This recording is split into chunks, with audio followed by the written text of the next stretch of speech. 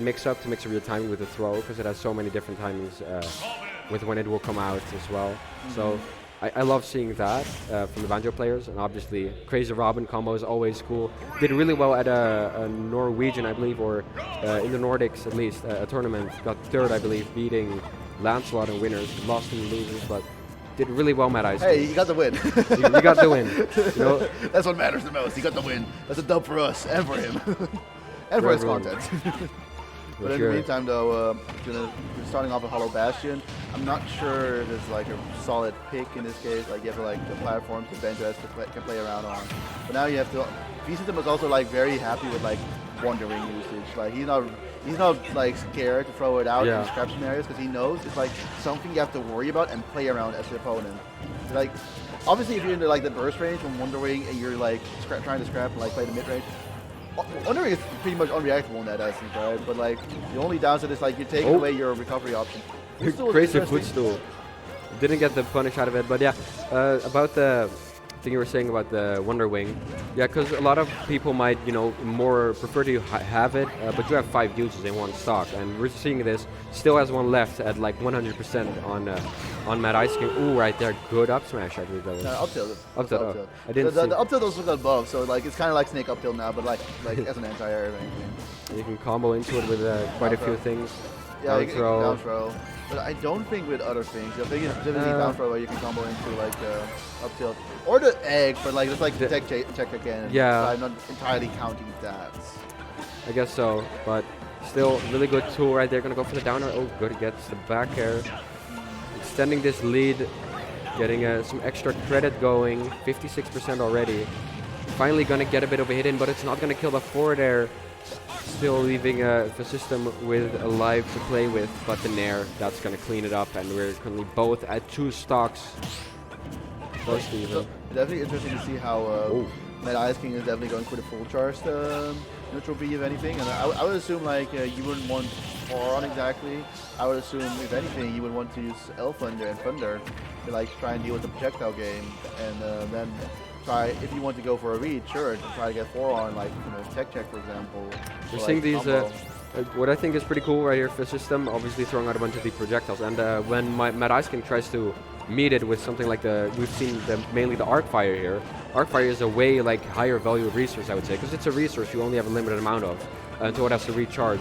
So VeCystim is getting a lot out of, for example, we saw just 1 egg trading with an Arcfire, and that's just pretty unfortunate for Mad Ice King because you're losing part of your charge for that resource.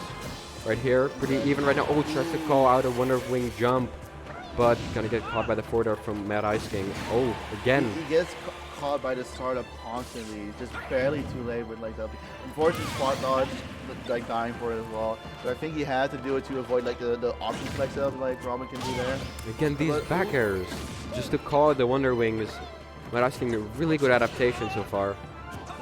Showing no hesitation to punish that. And like this is kind of what you want. You don't want to have the fear of getting a Banjo. You want to have the confidence, like, okay, I know you're gonna do this. I'm gonna punish you for it as much as I can. Oh, right there, the up smash. What's a wonderful reaction from VeCystim there to go for the up smash. It's like, yeah, it was like probably there, and you have like 2 hits, and like you want to make sure you don't get hit by the second hit, obviously. So it was a really well timed reaction from like the first one there, hitting. Great use of the egg right here, just kind of throwing it over the platform right here, though almost gets his shield broken. Kind of gets hit right back.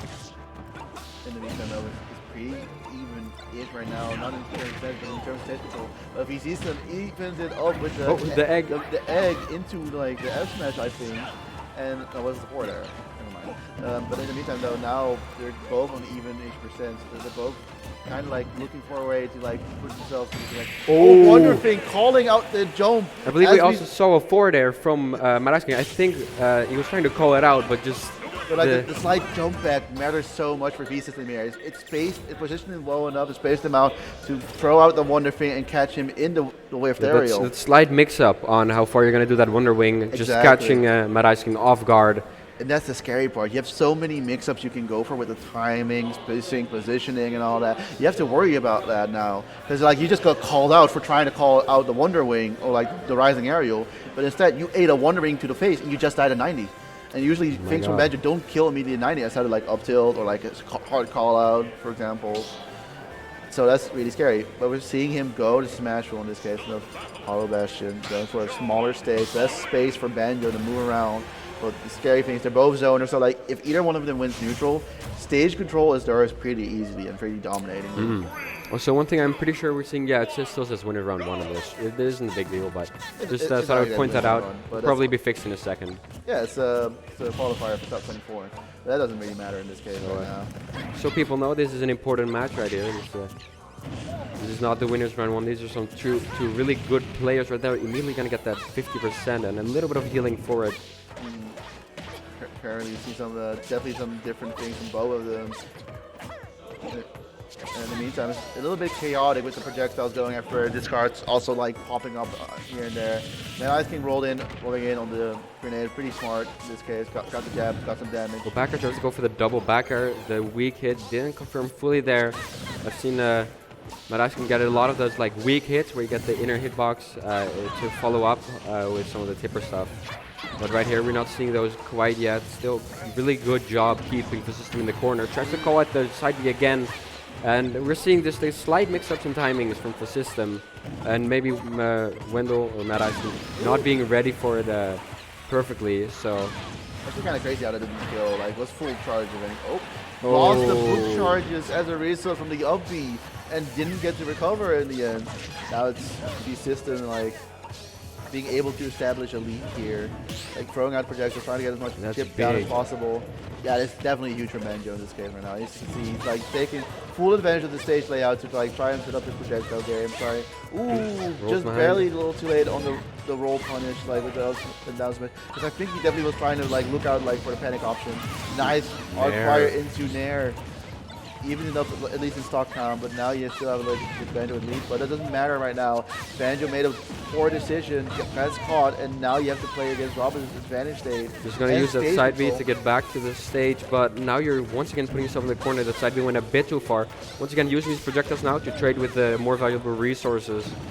Still, if Mad Ice King is just able to avoid getting hit right here, is in a pretty good position, currently up. And when you have finished using one, when you're out of one resource, you can always just use another and charge it back up. So that's what I've been liking to see from Mad Ice King here. Just not too scared. Not too scared of using some of the projectiles a bit preemptively. In the meantime, you still have to worry about these Wonder Wings because you still have 3 of them, and you can just die from them at any percent right now. And in the meantime, though, you have to find this one specific setup or like one specific read to try and kill Banjo. Calls out the mash out of hit stun to try and land with the Wonder Wing once again. Gets the lead, and now at a more healthy percent. But in the meantime, never he gets mind. the back air. Healthy percent, well, against the Robin back air, maybe not. Yeah, it was like a match with a disadvantage, disrespect, obviously. So like this one thing you're never really ready for, like for a backer like that. Usually you don't really like see it killing that fast, but unless I like confirm. Well, once again, doing the exact same thing of ledge. This time does get punished by Mad Ice King. So you can also see how Robin's tools are like kind of helping getting more punish out of like the whiff side beats or like the shielded side beats from Banjo. But just like that was a very interesting interaction. I think they clanked frustrated with their jabs.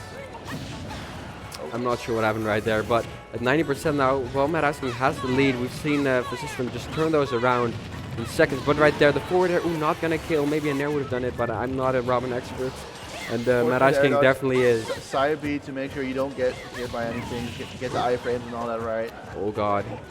I'm very much anticipating another side B right here, but VeCystim knows that Mad Ice King is ready for those now. Yep, right there, ready to shield, and that's gonna be the Nair. Mad Ice King puts himself on the board, and it's 1-1 now. This big lead evened out again in this second game, and now VeCystim must be getting a bit scared maybe, because the Mad Ice King has truly gotten mad now. The scary thing with this gameplay and game style from VeCystim is like, if you get the read wrong with these side beats, you obviously can take percentage for it. You can obviously take the stock for it as well. If you hit it, you get the reward you want to look out for, right? You usually don't get that with Banjo unless you get like the down throw, like the bury, or like a hard read, for example, or like an egg confirm. I don't know. And the unfortunate thing about the side B is you can't like use it less committal. Like you can't use it in a way that's safe. Some moves might be pretty committal, but they're so quick that you can quickly get back. Maybe you can put yourself in a position where your opponent can't reach you. But with Wonder Wing, you really can't use them in a safe way, and you only have 5. So every single time you use it, you're risking getting punished really hard. So it's essentially a 50-50, but then with way more layers. Yeah, it's definitely not fun to play with PvP there. And definitely, what you said, there are a lot of layers, but it's like a lot of layers in a lot of aspects as well. Like disadvantage, neutral, advantage stage, and even then, there's like layers to the layers as well. On platform, under platform, maybe exactly. Calling out a jump, calling out a roll, or and maybe getting punished juggling, for edge guarding, cornering, ledge trapping. It's pretty advanced stuff right there. Oh my God, that's.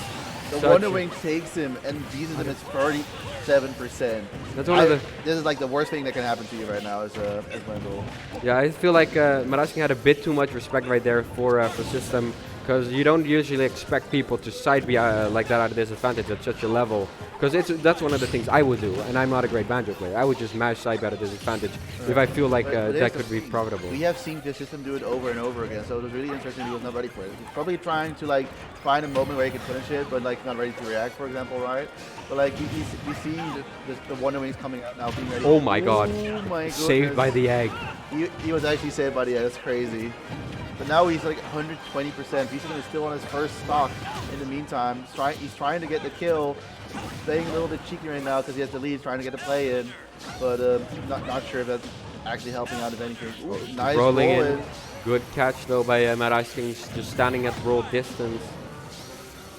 Really good weight again. I love the weights for the Arcfire, because usually you want to people often try and find the right spots to get around that, but often you'll just be too early or just be too late and get punished by something else. But the system has been finding those little spots of ledge.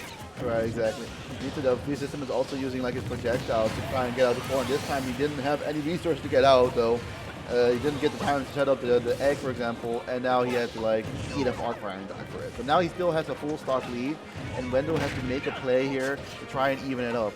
But like, how do you make a play here? What do you look for? You don't just need to make one play, you need to make 2 plays, because still a 44% lead, even if there's one stock, just disappears.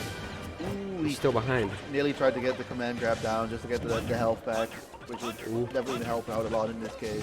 But in the meantime, though, VeCystim is just like racking up the chip damage, and yeah, I mean, I think he has to deal with it. Throwing out all these different eggs. In the meantime, though, nearly dodging as well, gets hit by the side B once again. And now tries to go for a bit of a ledge jump stuff, but that's not going to work right there because Madaisking was a bit later than anticipated, maybe. And we just see like how the grenade is helping us so much with dealing with some of these setups. Like the Arcfire just disappears.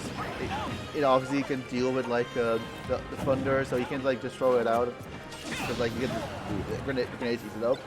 And in the meantime, we also see like Wendell just like setting himself up for like making it harder and harder for him to come back, because now he's at 90%. He has to waste resources and in his like spells and all that, and now he doesn't have the kill power for like his sword, for example.